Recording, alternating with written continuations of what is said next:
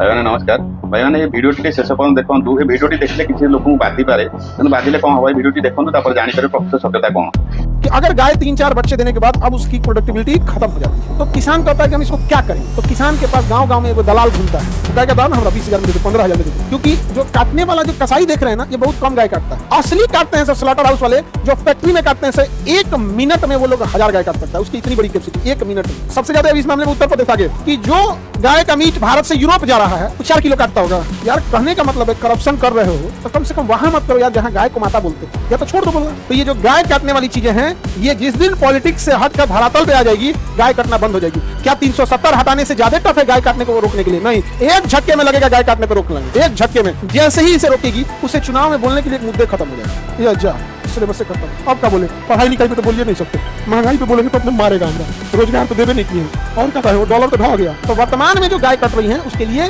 कानून ही है काटने की, तभी काट रहे हैं। बुझी पारे कौन वीडियो करा जाउछि